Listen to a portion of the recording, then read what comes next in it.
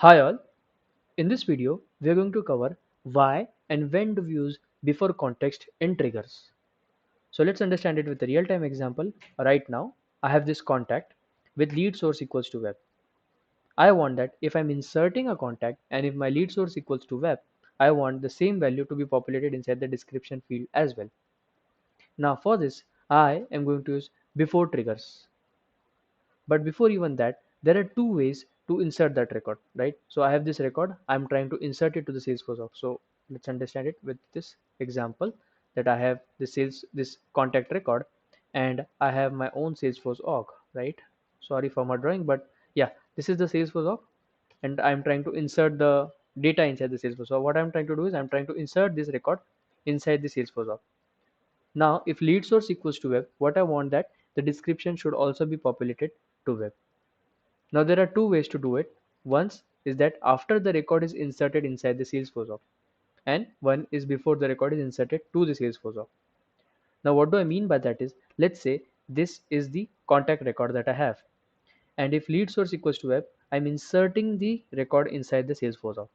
And now if my lead source equals to web contact is inserted inside the Salesforce again, the condition is met satisfied. What I can do is again, after the record is inserted successfully, I can update the same contact with description equals to web. So this is one of the, like, if the contact is inserted with the lead source equals to web, after it is successfully inserted, then I have to again go ahead and update the same contact with the description equals to web. Now if you see, there are two operations inside it. That one, I'm inserting first the contact. Next, I'm updating the description to the contact. So what right now I'm doing is that, first of all, I'm inserting the contact. Now if the inserted contact record is satisfied, after that I'm again updating the same contact as well. So there are two operations in the case if I select the first option, that is after the record is inserted inside the Salesforce. The second option is before the record is inserted inside the Salesforce org.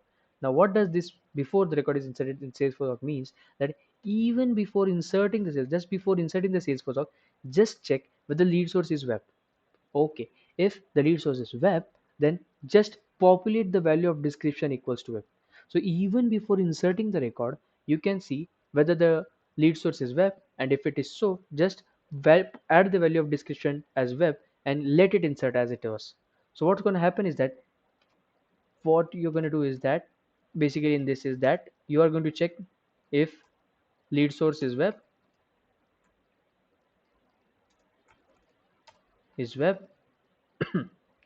This is even before the record is inserted. Okay, before, so I'm writing before, if web, then what I'm going to do is populate description as web. Okay, once this is done, after, I mean, once you populate this value, automatically a record is inserted. Now, once the record is inserted, it will have the description as web. So in this operation, only one thing is going to happen, only insertion of the record. So only one operation is going to happen if I select the second option, that the record will only get inserted. And while inserting itself, I am just populating the description as web, if the lead source is web then. So that is the reason why, if you see, in afters, I have to do two operations while inserting. On the other hand, if in the case of update or in the case of before, what I need to do is that I just need to work on, like, I just need, there is only one operation happening, that is inserting. And while inserting itself, we are doing all the things that we want to. So as you see, the second option is much more efficient, and that's the reason why we use befores. Okay, that is befores in the case of insert. So right now, what I want to do is I have to do the same operation. First of all, I need to get the hold of the contact that I'm trying to insert. Okay, as I have written before insert, this overall trigger is going to work in the before context itself. So the whole trigger is going to work in the before context itself. So just to prove that, let's say system.debug trigger.new plus trigger.new. So trigger.new is a context variable which gets the whole of the record. Okay, with the help of which you can get the current context or the current record. If you don't know what context variables are, I've created a video on the same. So what I'm going to do is I'm just going to insert the contact, and let's see what I will get inside the trigger.new. Okay, let's save it. Oh, sorry, I did not populate the name field.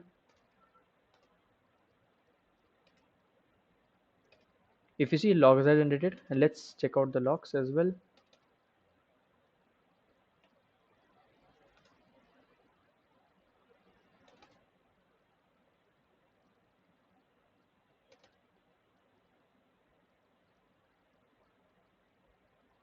This is the one. Yeah.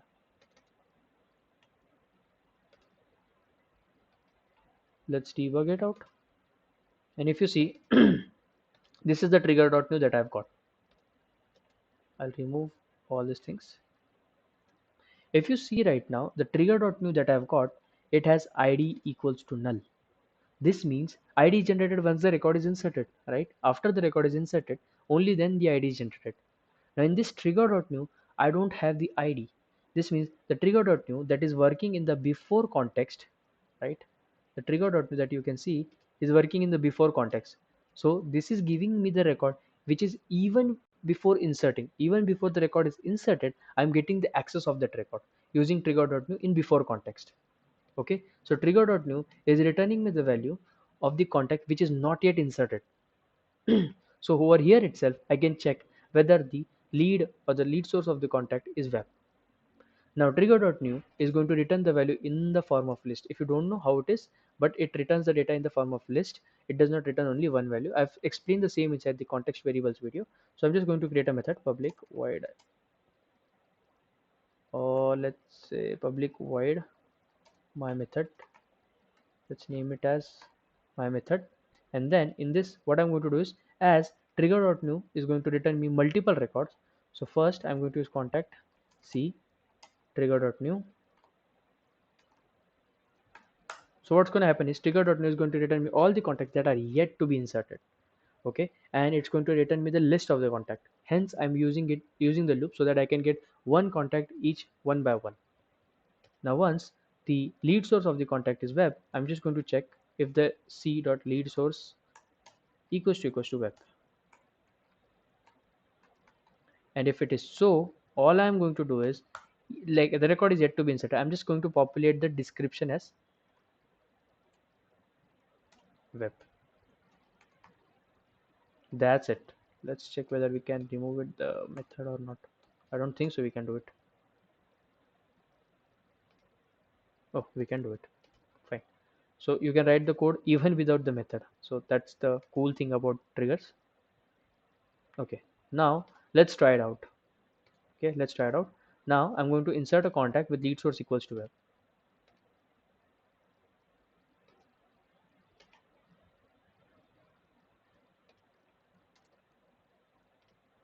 Okay, lead source is web. Now what I'm doing is, I'm not populating anything inside the description. Let's save it.